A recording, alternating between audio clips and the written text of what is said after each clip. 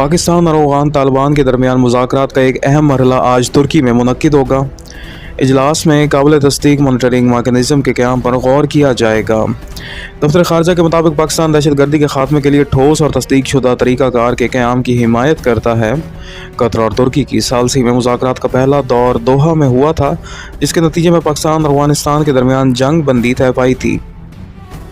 हुकूमत पाकिस्तान ने फ़िलहाल अफगान सरहदी राहदारियाँ न खोलने का फ़ैसला किया है। तर्जुमान दफ्तर ख़ारजा के मुताबिक आम पाकिस्तानियों की जान बचाना अशिया ज़रूरिया की आमद व रफ्त और तिजारत से ज़्यादा अहम है। सरहद बंद होने के बायस बरामदी सामान से भरी 255 गाड़ियाँ तोरगम टर्मिनल के अंदर खड़ी हैं, जबकि 200 से ज़ायद गाड़ियाँ जमरूद और लंडी कोतल रोड पर फंस चुकी हैं। चमन में 5 बरामदी और 23 दरामदी गाड़ियाँ प्रोसेसिंग की मुंतज़िर हैं और मजमूई तौर पर तकरीबन 495 गाड़ियाँ ताहाल गैर फ़ाल पड़ी हैं। हुकूमत ने तहरीक लब्बैक पाकिस्तान को इंसदाद दहशतगर्दी एक्ट के तहत कालादम जमात करार दे दिया। इस सिलसिले में नोटिफिकेशन जारी कर दिया है। जमात के तमाम असासे और बैंक अकाउंट से मंजमद कर दिए गए हैं, जबकि रहनुमाओं पर सफरी पाबंदियाँ आयद कर दी गई हैं। हुकूमत ने इस फैसले पर सुप्रीम कोर्ट में रेफरेंस दायर न करने का फ़ैसला किया है, क्योंकि इंसदाद दहशतगर्दी एक्ट के तहत ऐसी पाबंदी के लिए सुप्रीम कोर्ट के फ़ैसले की ज़रूरत नहीं पड़ती। वज़ीर-ए-आज़म के सियासी मुशीर राना सनाउल्लाह ने जियो न्यूज़ से गुफ्तगू में कहा कि तहरीक लब्बैक पर पाबंदी के लिए काफ़ी शवाहिद मौजूद थे। उनके मुताबिक तंजीम ने मुख्तलिफ मकामात पर अवामी और सरकारी अमलाक को नुकसान पहुँचाया। उन्होंने मज़ीद कहा कि नोटिफिकेशन के बाद 30 दिन के अंदर जमात अपील कर सकती है और अगर नज़रसानी के बाद भी पाबंदी बरकरार रहे तो अदालत से रुजू किया जा सकता है। वफाकी हुकूमत ने असलहा रखने वाले तमाम अफराद के लाइसेंस की जांच का फ़ैसला किया है। अब सिर्फ पुलिस एहलकारों और रजिस्टर्ड सिक्योरिटी गार्ड्स को असलहा रखने की इजाज़त होगी। दीगर अफराद के लाइसेंस मनसूख किए जाने का इम्कान है।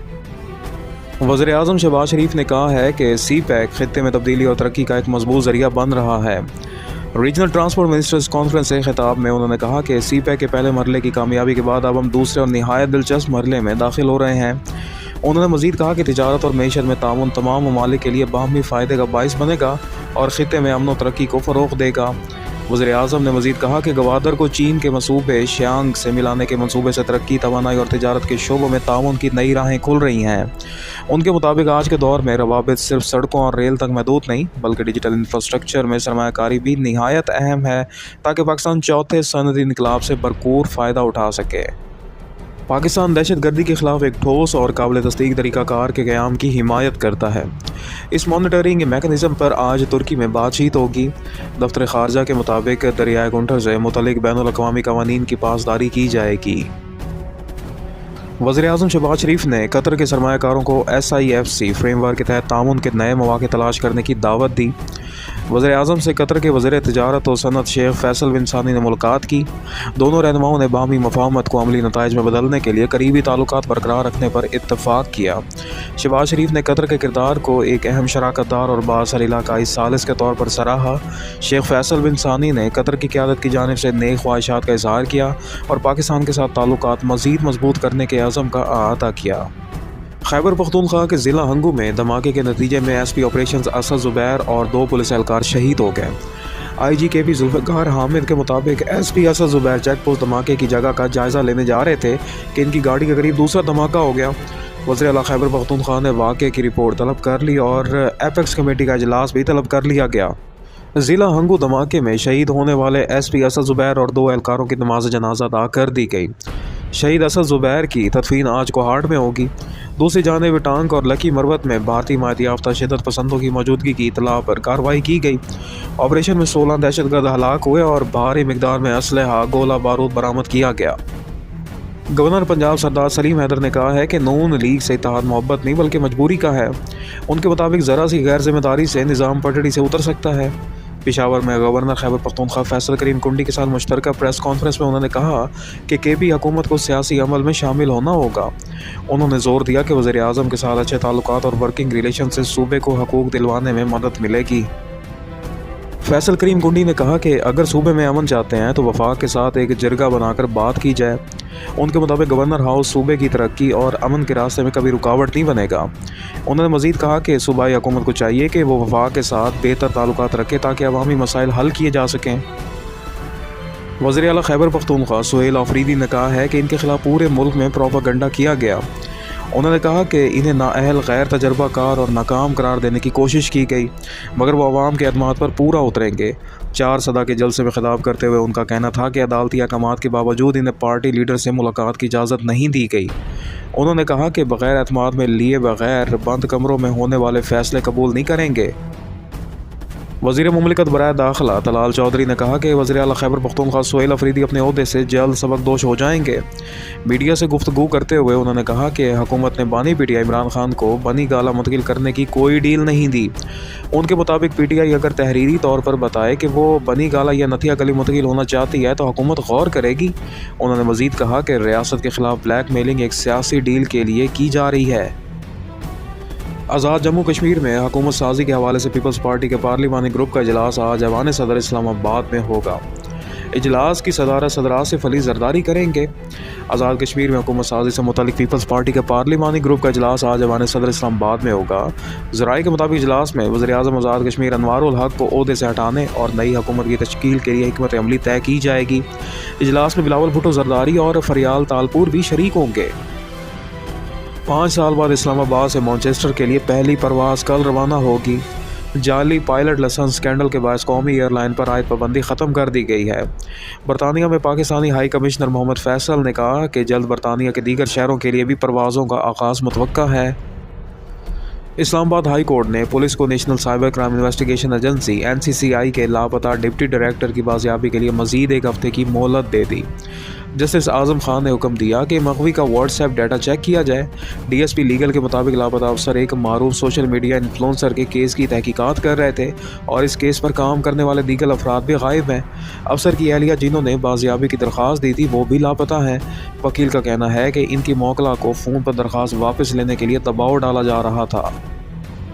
بلوچستان اسمبلی کی رکن شاہدہ رؤف نے انکشاف کیا ہے کہ صوبے میں 1 ہفتے کے دوران 27 مزدوروں کا اغوا کیا گیا ہے، جن میں سے 18 صرف آج اغوا ہوئے۔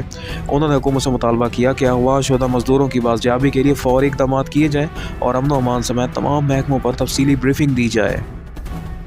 وینزویلا کے صدر نکولس مادورو نے الزام لگایا ہے کہ امریکہ ایک نئی جنگ چھیڑنا چاہتا ہے مگر ہم جنگ ہونے نہیں دیں گے۔ یہ بیان امریکہ کی جانب سے طیارہ بردار بحری جہاز کو کیریبین سمندر میں بھیجنے کے بعد سامنے آیا۔ کولمبیا کے صدر گسٹاوو پیٹرو نے امریکی پابندیوں پر رد عمل دیتے ہوئے کہا کہ وہ ایک قدم بھی پیچھے نہیں ہٹیں گے اور کبھی گھٹنے نہیں ٹیکیں گے۔ امریکہ نے منشیات کی غیر قانونی سرگرمیوں کے الزامات پر کولمبین صدر پر پابندیاں عائد کی ہیں۔ امریکی پابندیوں کے بعد روس کی 2 بڑی تیل کمپنیوں سے چینی سرکاری کمپنیوں نے خریداری معطل کر دی ہے۔ چین سے قبل بھارت بھی روسی تیل کی خریداری روک چکا ہے۔ روس کے سب سے بڑے خریدار یہی 2 ممالک تھے۔ امریکی صدر ڈونلڈ ٹرمپ آئندہ ہفتے جنوبی کوریا میں چینی صدر شی جن پنگ سے ملاقات کریں گے تاکہ تجارتی تعلقات پر بات چیت کی جا سکے۔ امریکی حکام کا کہنا ہے کہ ٹرمپ اور شی جن پنگ کی ملاقات میں تجارتی امور کے علاوہ دیگر معاملات پر بھی بات چیت ہوگی۔ امریکہ کو حالیہ چینی اقدامات پر تشویش ہے۔ چینی سفارتخانے کا کہنا ہے کہ امریکہ چین کے خلاف بے بنیاد الزامات لگا رہا ہے اور تجارتی تحقیقات کے اقدامات ناقابل قبول ہیں۔ بیجنگ نے مطالبہ کیا کہ امریکہ اپنا غلط رویہ فوراً درست کرے۔ روس کے صدر کے خصوصی مشیر نے امریکی میڈیا سے گفتگو میں کہا کہ یوکرین کا مسئلہ مذاکرات کے ذریعے حل ہونے کے قریب ہے۔ انہوں نے مزید بتایا کہ جلد ہی ٹرمپ اور پوٹن کی ملاقات متوقع ہے جس میں امن کے امکانات پر بات ہوگی۔ پاکستان اور ترکی کے درمیان فیری سروس کے آغاز پر غور کیا جا رہا ہے۔ وزیر بحری امور جنید انور چودھری سے ترکی کے وزیر ٹرانسپورٹ نے ملاقات کی۔ دونوں ممالک نے جہاز سازی آپریشنز اور شپ بریکنگ کے شعبوں میں تعاون بڑھانے پر اتفاق کیا۔ جنید انور چودھری نے ترک سرمایہ کاروں کو گوادر میں سرمایہ کاری کی دعوت بھی دی۔ ترک سرمایہ کاروں کا وفد جلد پاکستان کا دورہ کرے گا۔ فلسطینی تنظیموں نے جنگ کے بعد غزہ کے انتظامات ایک آزاد ٹیکنوکریٹ کمیٹی کے حوالے کرنے پر اتفاق کر لیا۔ حماس کی ویب سائٹ پر جاری مشترکہ بیان میں کہا گیا کہ یہ کمیٹی عرب اور بین الاقوامی اداروں کے تعاون سے غزہ کا نظم و نسق سنبھالے گی۔ ترجمان حماس حازم قاسم کے مطابق حماس کو مصر، قطر اور ترکی کی جانب سے غزہ آمد کے لیے واضح ضمانتیں موصول ہوئی ہیں جن کی تصدیق امریکہ نے بھی کی ہے۔ امریکہ کی جانب سے مغربی کنارے کو اسرائیل میں ضم نہ کرنے کا موقف ایک مثبت پیش رفت قرار دیا گیا ہے۔ اسرائیل نے غزہ میں 70,000 فلسطینیوں کے قتل عام کے ساتھ 238 صحافیوں کو بھی شہید کر دیا، مگر عالمی برادری خاموش رہی۔